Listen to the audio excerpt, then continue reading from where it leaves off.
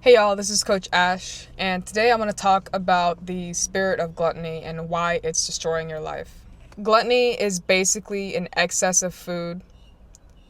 If you know the term eat like a pig, that's where it comes from.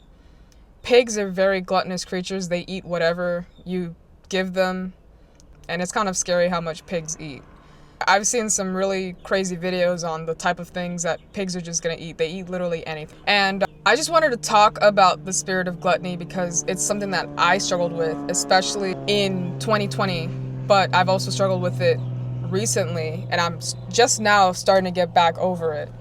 So basically, what the spirit of gluttony does, it just prompts you to eat whatever you feel like eating in that moment. It's like your mind is so weak to your flesh that you just want to eat whatever your flesh desires in that moment, even if it's not something that you want. And it's such a weird thing. You try to control it, but your mind, your flesh is just like this. And you're just trying to ignore it. You're trying to back away from it, and you eventually just give in. And then next thing, you just have days and days and weeks of just giving in and eating whatever your flesh desires, and just spending a ton of money, spending a ton of time just eating things that are not productive to your health, things that weaken your mind and your spirit to be able to respond and listen to God. And that's what I was dealing with. So here's a little backstory. In 2020, when everything was under lockdown, I was just going through it. I lost my job that I had just gotten at the school. I was going through a breakup at the time. Everyone's locked up at home. You can't hang out with anybody. You can't go to the gym. The gym is shut down. It was just crazy. And what I would do is I would tell myself, I'm just going to be good throughout the week. And then on Fridays, I'm going to have a giant 10,000 calorie cheat meal. And I would order from Domino's. I would get ice cream. I would get cookies, brownies, pizza, sandwiches, McDonald's, French fries. I would have all these meals just spread out on the bed, and I would just watch a movie. And I would eat until everything was done. And this was just past the point of me getting full. I'm literally force feeding myself at this point now. And back then I had the mentality, all right, I bought this food, I can't waste it, so now everything has to go. I don't care how long it's going to take me to finish it. Even if it takes me 2 hours to finish it, I'm going to eat everything. And now I'm not a huge person. I'm like 5'2", maybe 125, 130 pounds at this point. I'm not a big person, so for me to be eating all this food, it took a lot. I was really just in that state where food was a source of happiness and food was almost an idol. That was the one thing that I would look forward to. And I would just spend a whole bunch of money. I would probably spend $30, $40, $50 on that whole thing of food. And food was like my comfort back then. I would spend so much money on that whole platter of food, and to feel any sort of emotion, because I was just so numb back then. I was just the numbness that I felt, I wouldn't wish that on anybody, because it was a real struggle to pull myself out of that state and to just lean on God and not go back to that type of behavior that was very destructive. I wasn't gaining any muscle because I wasn't working out. I was just gaining fat. My gut was starting to poke out a little bit. I was losing tone and definition. And I really had nothing to look forward to besides those Fridays where I would just pig out. And looking back on it now, I realized that even in that moment of darkness in my life, God was still protecting me, because who knows, I could have developed an eating disorder. I could have had bulimia or something like that. And I don't know if I should be saying these types of words on YouTube, but it's just so crazy how back then I was still under his protection, even though I was disobedient and I was just making food my idol. I didn't know any better back then. I was just looking for a source of happiness, and eating that food made my flesh happy for a little bit, but it just numbed out my mind. I would be foggy for days. I wouldn't be able to think clearly because of all that junk food, all the sodium, all the chemicals. And I think that also played a part in ruining my spiritual relationship with God because I wasn't able to hear him. I wasn't able to listen to reason. I was just stuck in, all right, this is what I want to do because it makes me feel good. And not sacrificing and being like, all right, how can I cut this behavior so that I can build confidence, so that I can walk in and do what God wants me to do. And it's one of those spirits that are very hard to break because it feels so good in the moment. You're eating food that comforts you, that tastes good, that is very palatable, and it's very satisfying. And the spirit of gluttony is very prevalent. It's all around us. Look at the American people. 70% of American people are overweight or obese. And I believe 30% is morbidly, let me not say morbidly, I think they call it obesity class 2 now.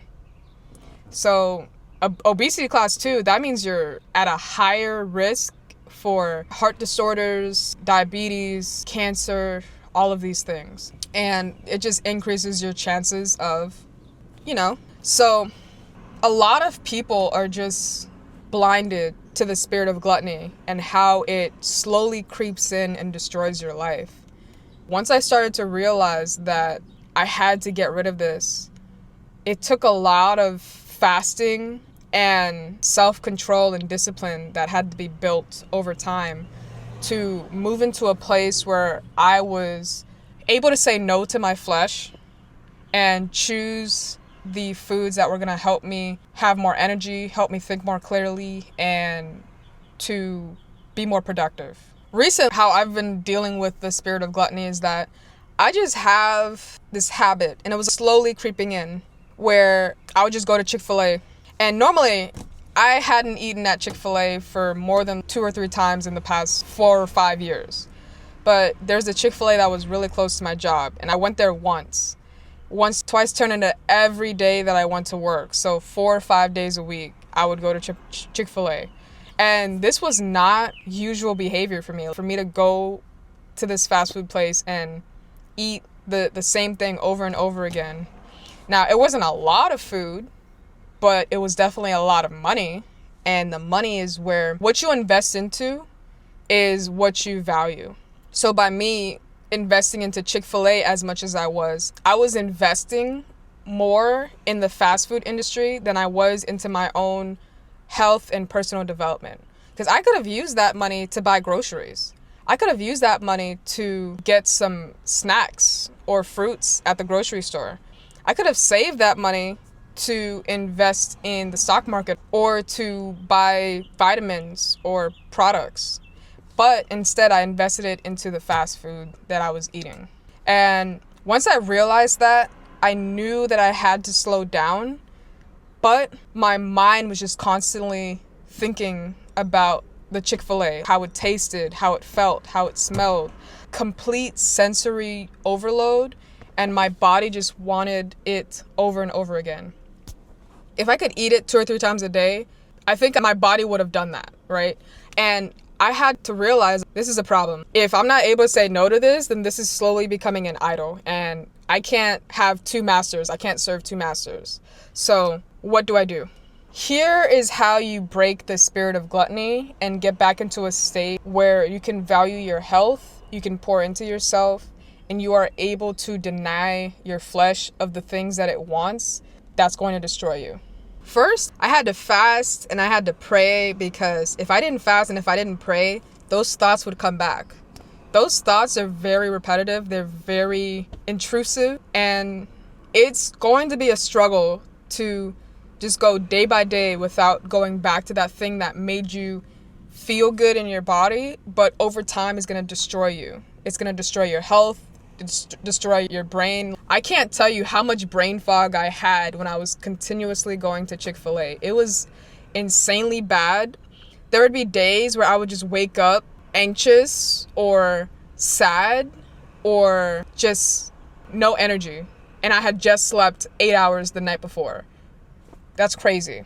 So you have to fast, you have to pray, and just take it one day at a time.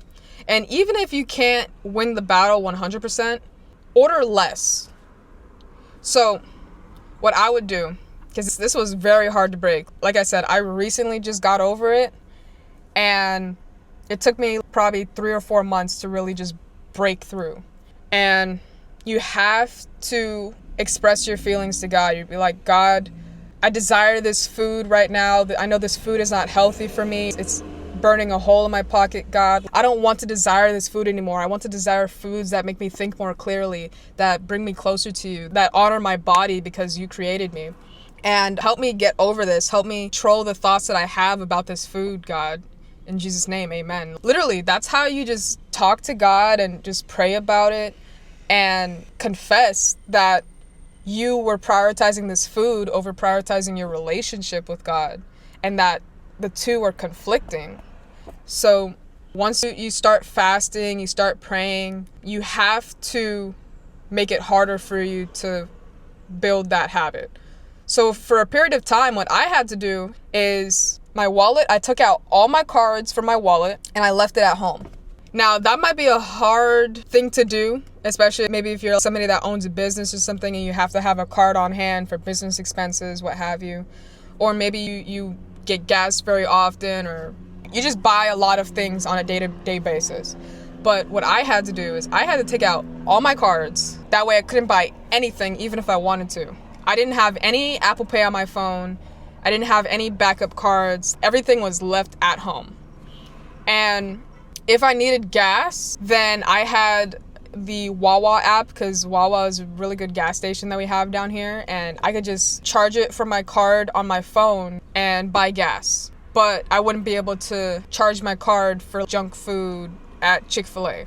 So even if I wanted Chick-fil-A, I couldn't buy it. So you have to make it harder for you to even indulge in that habit. If you have to leave your card in your car, I've done that before. Well, actually not in your car. You leave it in the trunk of your car. If you leave your card in the trunk of your car, now even if you are tempted to go through that drive-through, you literally have to physically get out of your car, open your trunk, look for your card, come back in your car, and then make an order. And now, even that process of doing that is going to make it harder for you, because now you have to think, oh, I have to get out of my car to get my card. Is it even worth it? And then you just drive off. Another habit that works for me is intermittent fasting. So this is like a mini form of fasting. You can either do like a 3-day water fast, or you can do intermittent fasting. You can do a 1-week long fast, and you can even do a fruit fast. Fruits are amazing. Fruits are going to help you feel more hydrated and full, just clean out your system a little bit. So all those types of fasts work.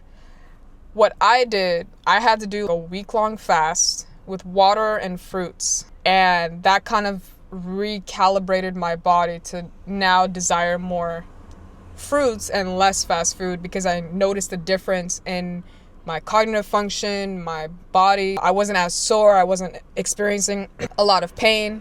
So it just took me some time to go through that. Now, I had to fast multiple times because it was hard to break. And everybody's personality is different. I think if you have more of an addictive personality, things like this is going to be harder to break. So just be patient with yourself. Have grace.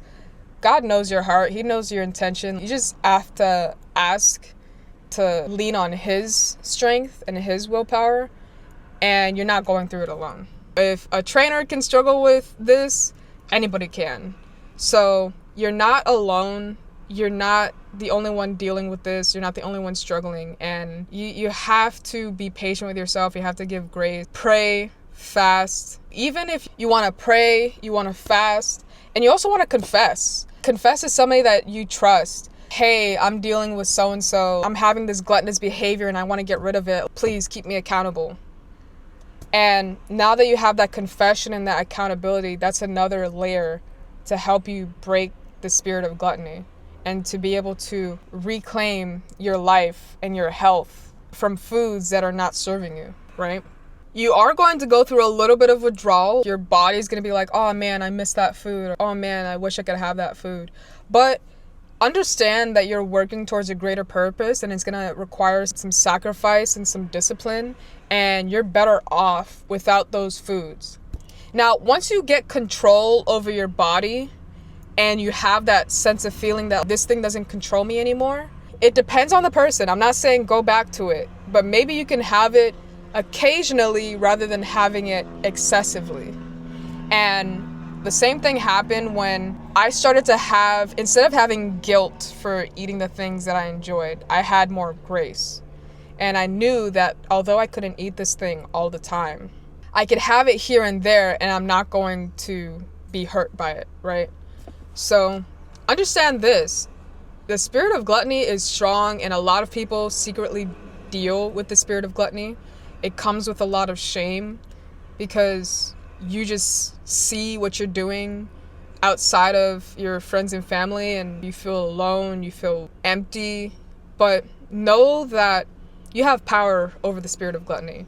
Jesus gave you the power, and you can overcome anything that gets in the way.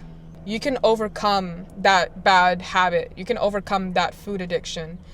All you need to do is call on Jesus. Pray, fast, confess, and everything will slowly get taken care of. So if you guys like this video and maybe you're dealing with some of this, maybe you need some help, you need some accountability, book a call down with me below and we'll give you a strategy call to help you get on the right path to reclaim your health and overcome the spirit of gluttony. And I thank you all for watching this video. I'll catch you guys in the next video. Bye.